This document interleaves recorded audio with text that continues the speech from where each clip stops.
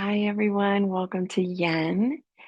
We are going to begin, as we always do in our Yin practice, by relaxing or at least finding a space of ease. So, there is no particular place to be for that. You could be seated, reclining on your belly, on your side, even in a chair or on the couch if that feels better for you. So, we'll start by finding that space for yourself. Where might that be? I'm going to remain seated here, but again, you're finding a place of ease, maybe a space you can think about where it's very little muscle tension happening. So we're trying to get our body to release that tension, to be here modeling for our brain what it's like to be at ease while we're awake. It happens mostly while we're asleep, right?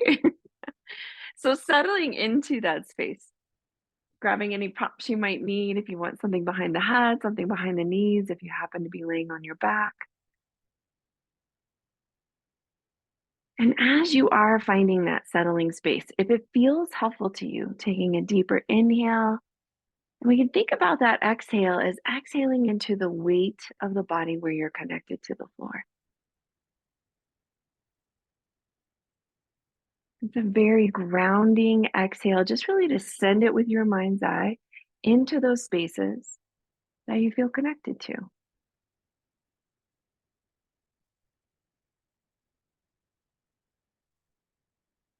Once those settling breaths feel complete, just inviting the body to breathe itself. There's no effort to breath. We might notice breath or we might let that notice go as well.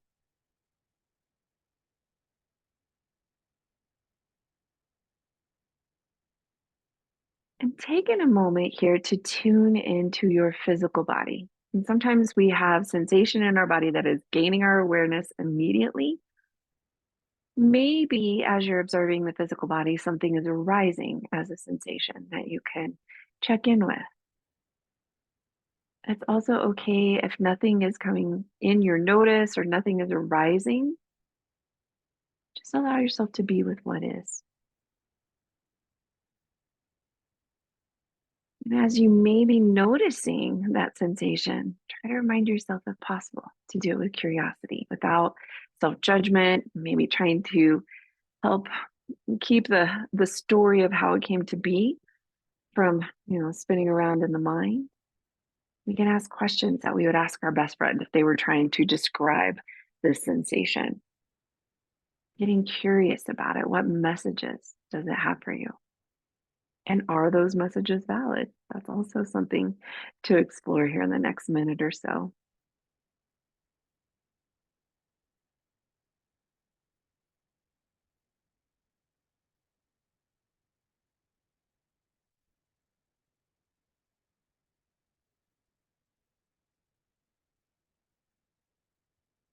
This noticing of sensation, always a tool in our toolbox to help quiet thinking mind, help quiet the chatter of the mind.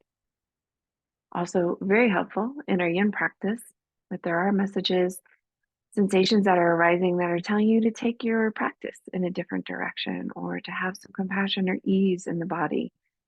We want to listen to those messages as we move through our practice.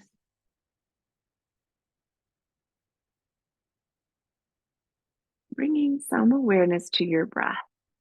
And we're not changing breath here, we're just observing our breath. Maybe we're noticing the path of the breath, but where do you feel yourself breathe into? Is there expansion in the chest, maybe even the belly, back rib cage? Where do you exhale from? What is the path of the breath leaving the body?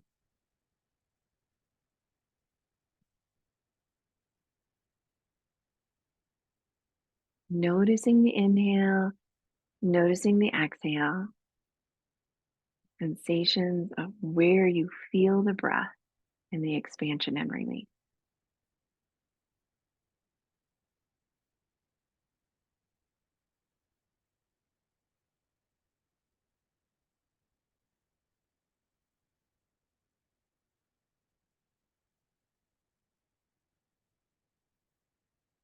As you move throughout your practice today, it might be helpful to focus on breath. And you can focus on this path of breath, or maybe today it's helpful to think about extending the exhale. And so you would observe the breath in the pose.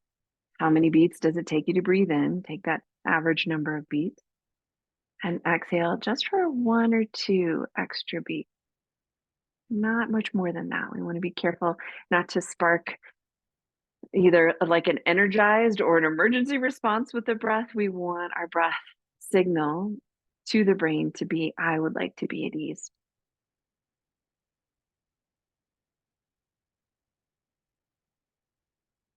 We are going to begin to wiggle, to stretch a little bit, to move after resting here on the floor.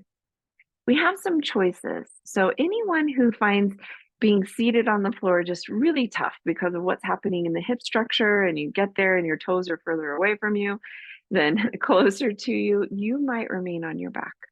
We're going to go into either seated butterfly or reclining butterfly. Soles of the feet together if you are coming to seated, and then folding forward. I'm actually going to do reclining today. So I'm going to lay on my back. I like to have something underneath my head. I'm going to bring soles of feet together, knees drop out. And for me, I'm going to use a block underneath one thigh, just working with a little bit of hip stuff. You could place blocks, blankets, whatever might feel appropriate here if you're reclining. And for those of you, again, who are in a seated forward fold, feel free to support the head if that makes sense.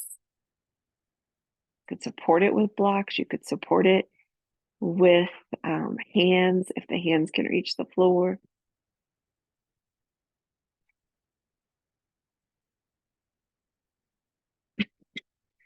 Pardon me.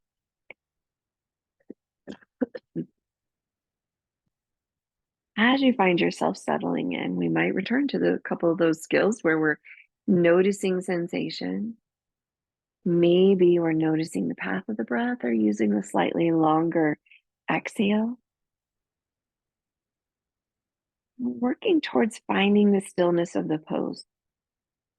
And then in that stillness, we get to that deeper tissue. We get to that connective tissue, tendons, ligaments, fascia surrounding muscle, interwoven through our viscera, our belly, even our skin has connective tissue in it.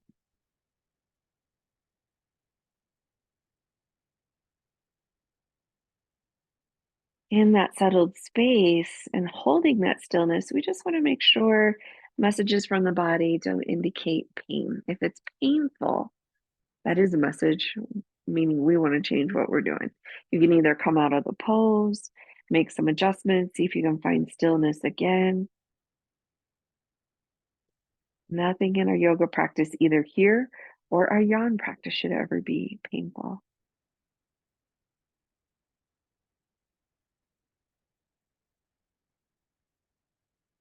There will be periods of silence just to really observe your experience of the pose. So you don't have to listen to me chatter. And in those periods of silence, notice what you notice about body, sensation, breath. If the mind wanders, we continue to notice without judgment.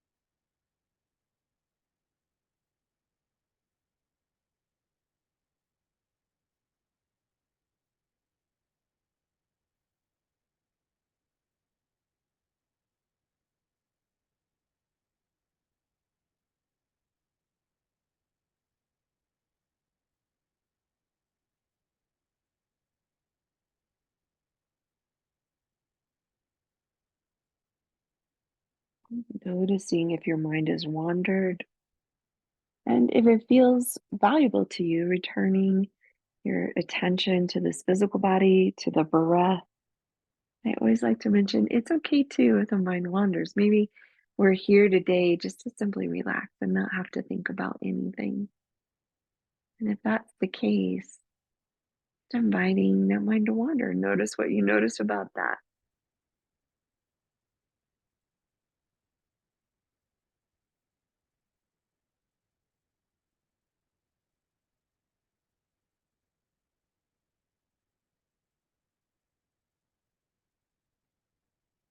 When you're ready, we're going to release that pose. For those of us reclining, maybe draw those knees towards each other.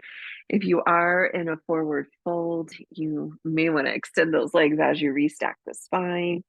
Give yourself a few moments to wiggle in any of these poses where you feel like maybe things might be a bit stuck.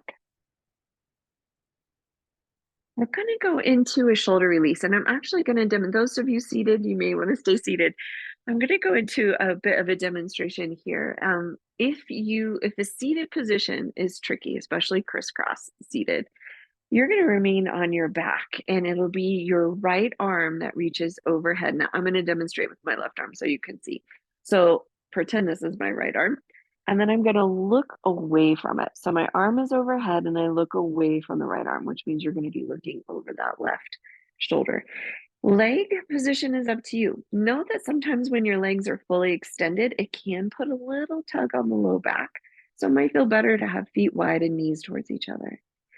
For those of us who are going to do this seated, we're sitting crisscross or shoelace. So if it feels better to you to stack a knee on top of the other, it would be the right knee on top of left.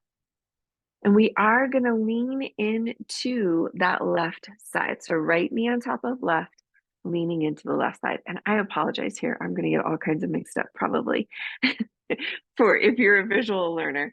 So right knee on top, leaning over to the left side. This is where you can use a bolster. I'm going to use my meditation pillow. You could use your blocks, a blanket. If it's tough to reach the floor without the other bun lifting, it's also possible again that you're doing this in crisscross legs. So for those of us who are leaning over, we're going to let the gaze go down at the arm. Two choices with the opposite arm. It could go overhead and kind of hang out in a bent elbow position. It could also slide behind the back. I'm going to support my head on my prop with my hand. You don't have to. It could stay there in just a dead hang as long as your neck agrees to that. And this is really meant to release shoulder structure. We don't do too many shoulder releases in our yin practice, really because this is the yawn part of the body. But we might feel some side opening. For those of you arms overhead, you're going to feel probably a big side opening. For those of us with hand behind the back, we're getting a little bit of rotation of the shoulder forward, some release of the scapula, that shoulder blade area. And again, if you're reclining, your right arm is overhead, your gaze is going over left shoulder. It is important to start with that right side if possible. We've got some meridians here that we're opening up as well, those traditional Chinese medicine energy meridians. And that right side, that right torso, right arm, full of meridians that are associated with these upper chakras, these areas. I'm switching between yoga and traditional Chinese medicine. This area of the upper torso that is associated with your lungs and large intestines and heart and small intestine. Tend to move back and forth between yogic language and traditional Chinese medicine language. And both developed concurrently. They just didn't meet until war and religion took them across borders. And really, the idea behind both is that we are bringing balance into the energetic system that can often feel out of balance.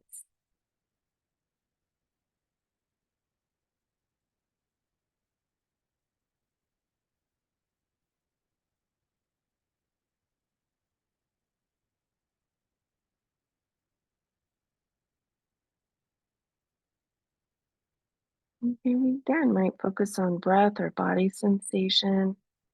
A slightly longer exhale, if this one feels a little tricky, can be helpful to settle in, to release tension that we might be holding on to, that we're aware of, or more likely that we're not aware of, we're still holding on to.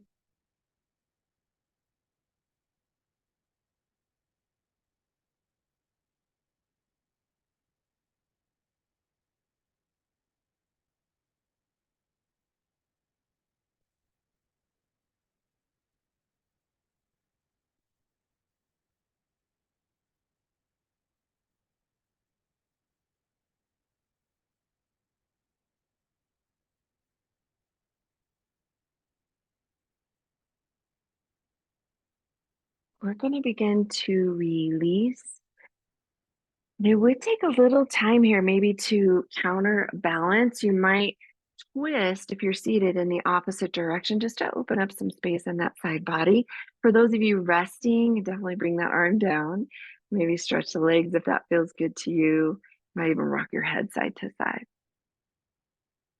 We are going to switch either the cross of your legs. So typically we have one shin out. If you do, put the other shin out. Or if you're doing shoelace, we're going to switch which knee is on top. Now the left knee is on top.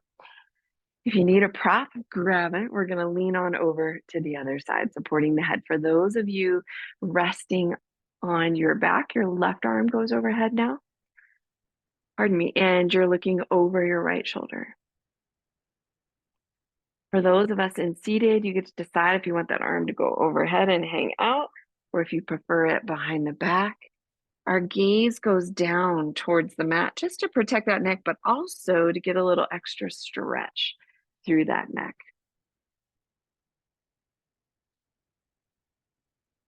I'm gonna be a little cautious here. You're gonna see me wiggling around until that side is pretty fired up for me, so I'm gonna have a higher prop.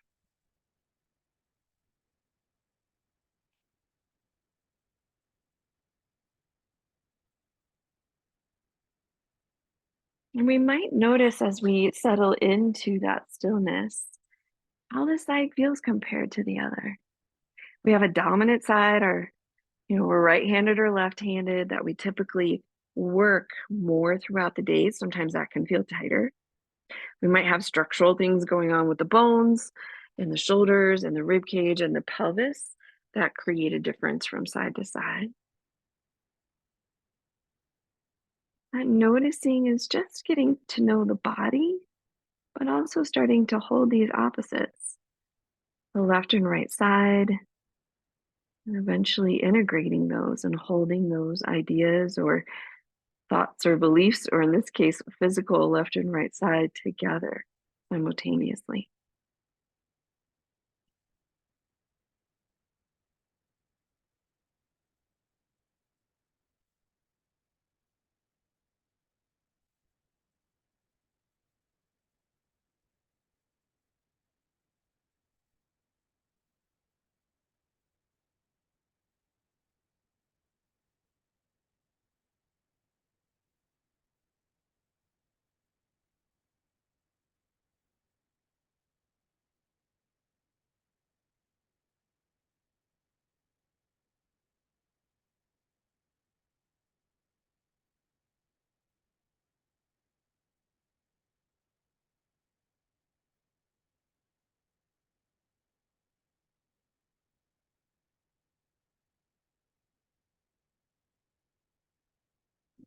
Witnessing that breath or witnessing sensation in the body, drawing our awareness back, or again, the invitation might be that you prefer to let the mind wander. That's okay.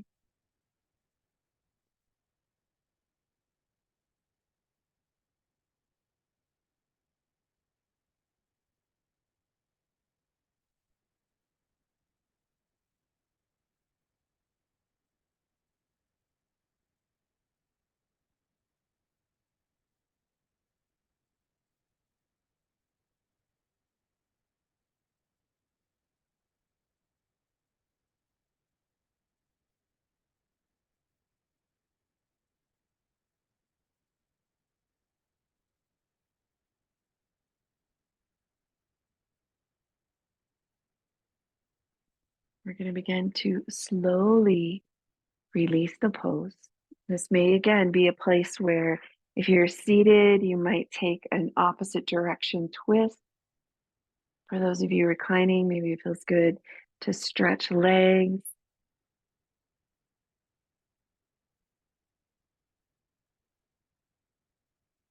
We're going to move into our Sphinx pose. And for anybody who this back bend feels like a little too much or a little too extreme, feel free to do crocodile. I'll demonstrate both. So our Sphinx pose, I think I'll go this way. Our Sphinx pose is coming onto our belly, elbows right underneath underarms, feet fairly wide. Mine go pretty wide based on my hip structure. And here you can decide, do you want to rest your chin on your fists? Do you want to support the head with head and hands? And as I mentioned, for anyone who feels like that is way too much back bending, take your forearms, cross them, and rest your forehead. So that's crocodile pose. This is really good stuff physically for sciatica. It can be really nice to undo and unwind some of the tightness we feel if we have a job or if we have hobbies that keep us seated for a long period of time.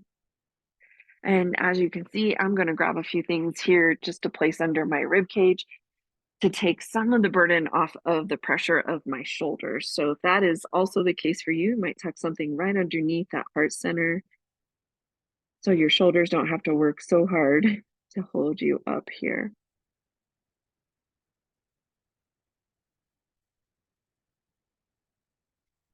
This is a favorite for anybody who does a lot of forward folding too.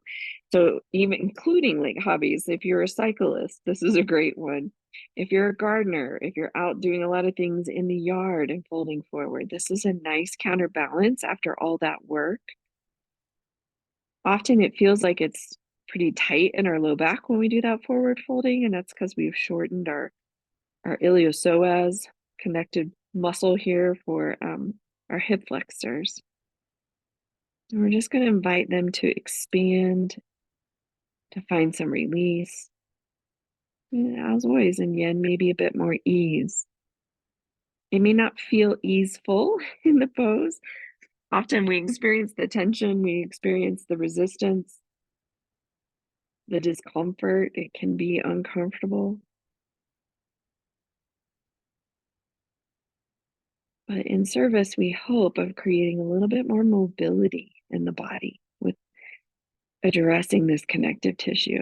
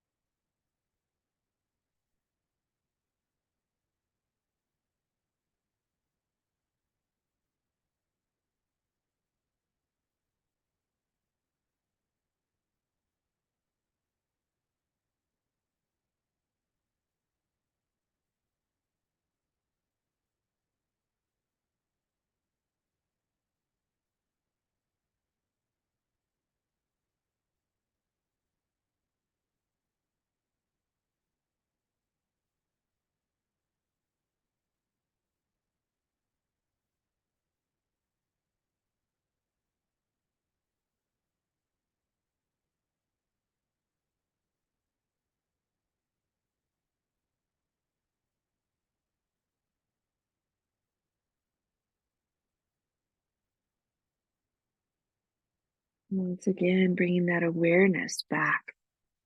Be back to the breath, to the rhythm of the breath, to the space that the breath is traveling on the inhale and exhale. Maybe take a moment to notice sensation, any sensation that might be gaining your attention, exploring that a little further.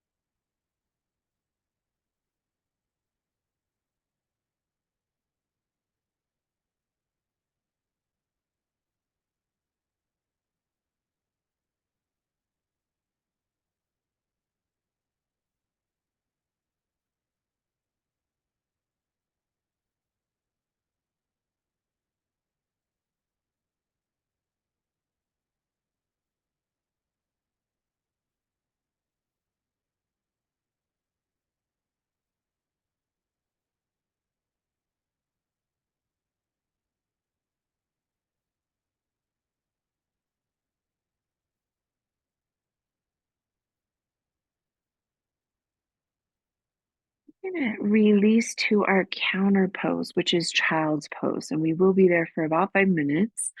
So if there's something that feels good here to release, to wiggle around, invite yourself to do that. When you're ready to transition to child's pose, we do want to make sure our head is touching. So you may need to bring the floor to you with blocks, a pillow, blanket, meditation pillow. If child's pose is particularly tough, especially on the compression of the knees, you want to come onto your back and just draw knees into chest. So coming into your space of child's pose, either on your back or in a forward fold.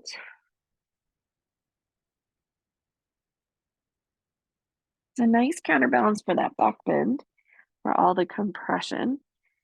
And now we round that space. Also very restorative space. An opportunity to regain some of our energy, to rebalance the systems.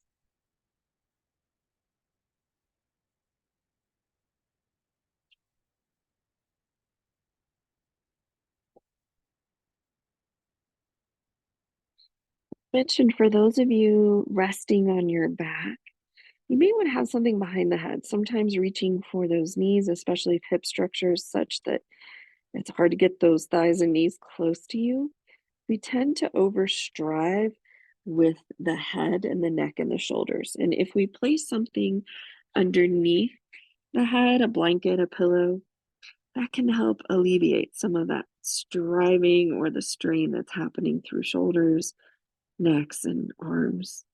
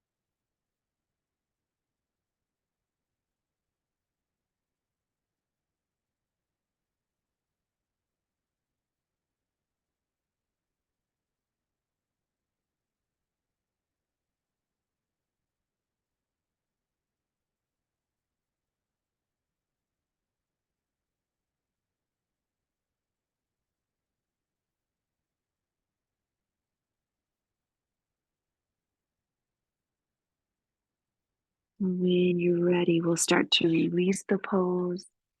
Those of us in child's pose, maybe restacking that spine. If you're reclining, might stretch those legs nice and long. We are going to come into a reclining position. So, again, if you like something underneath the head, go ahead and maybe have that nearby. We're going into a twist. So, as we come to rest on our backs, we have lots of choices about what twist we might want to do. We might want to drop just stacked knees over to the right. You could also do twisted roots, which is your left thigh on top, and then dropping knees to the right. You might just draw your left knee in and draw it across the body. It could come halfway across, fully across, all the way to the floor for a deeper twist. It's going to get a little more hip structure on that one. And one of my favorites is to draw knees into chest, drop those knees underneath the elbows, and then kick your legs along. So you're really kind of in this letter V twisty space. Wherever you want to go, coming into your version of a twist where the knees are dropping to the right side.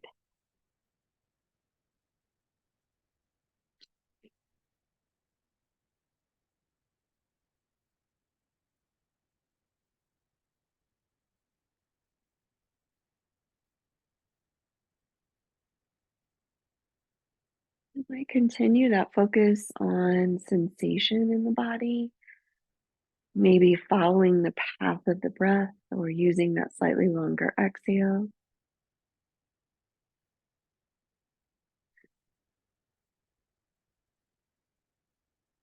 Might bring awareness to this expansive side, this left side, and just imagine you're breathing into that left side rib cage area. That might help not only draw the brain's attention to that area, pardon me, and remind it to use all of the lungs, but it might also bring a little bit of prana, life force energy to that area by witnessing it and noticing it.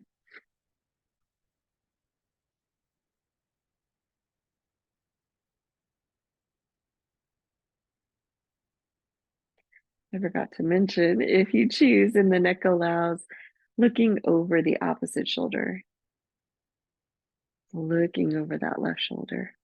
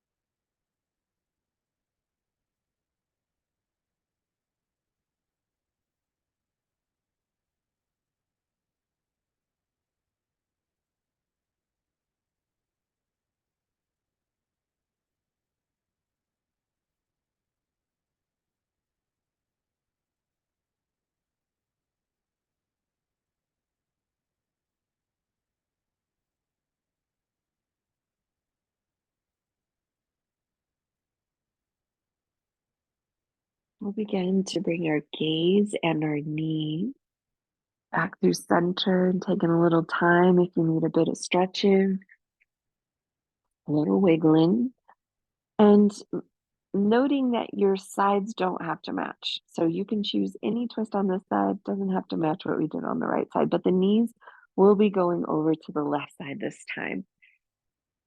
So picking where you want to go there. If your neck allows, gaze goes over that right shoulder.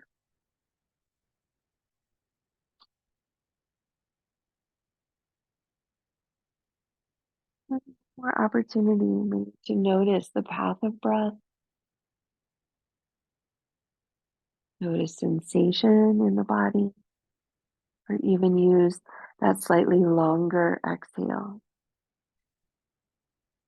You may notice throughout our practice that your exhale has very naturally extended. That's not uncommon as we become maybe more relaxed or at least more at ease. The breath slows down.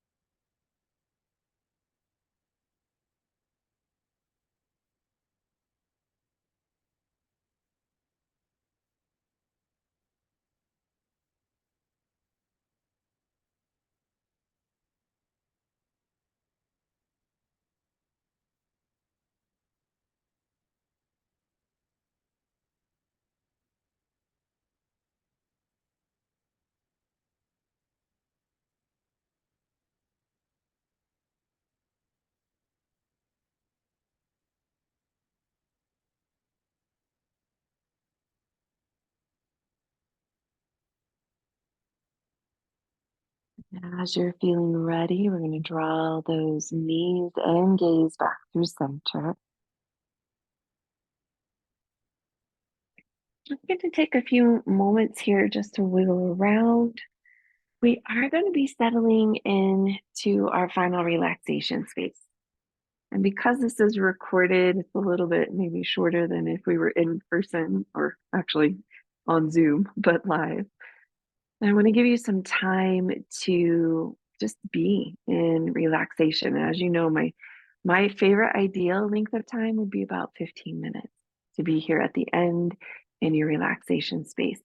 And I might encourage you, since this is one we're doing on a recording, if you have wall space available and you could do legs up a wall for your relaxation time or at least part of your time, that can be very nourishing after we've cleared out some of these channels to it's a very restorative position, an opportunity to fill those channels back up with energy. So, with all that said, we're choosing a space to relax in. Pardon me. It doesn't have to be any sort of looking I guess, or shape or a yoga pose. It can be any space that feels good to you, including that leg up the wall. That might feel good. Be resting on your side, your back, your belly. I know some of you really like block rest or maybe making a homemade bolster to open that heart center. We would fold that blanket and use a block at the top. You do, especially for relaxation, wear your head a little bit higher than the heart. If you've cooled down, grab your blocks, grab your blanket. You could grab your block, grab your blanket, grab a sweatshirt, sweater, socks, something that's going to keep you warm here. Maybe your blocks will keep you warm. I shouldn't judge, right?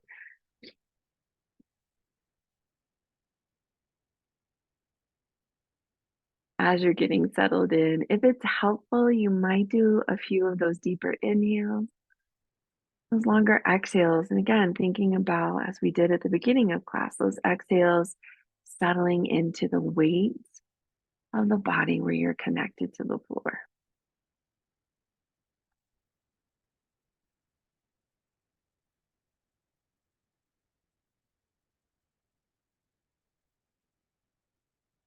Once those settling breaths feel complete, just inviting the body to breathe itself. No effort to breath, no noticing of breath. We let all of that go.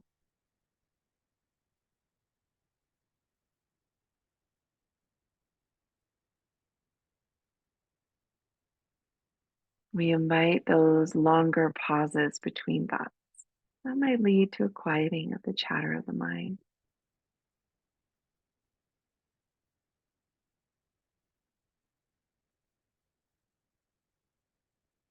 We let go of all of the doing of our day, of our hours practice. We invite ourselves to just simply be, to be resting here, a sense of ease, maybe even a sense of well being, resting in ease and well being for as long as you choose.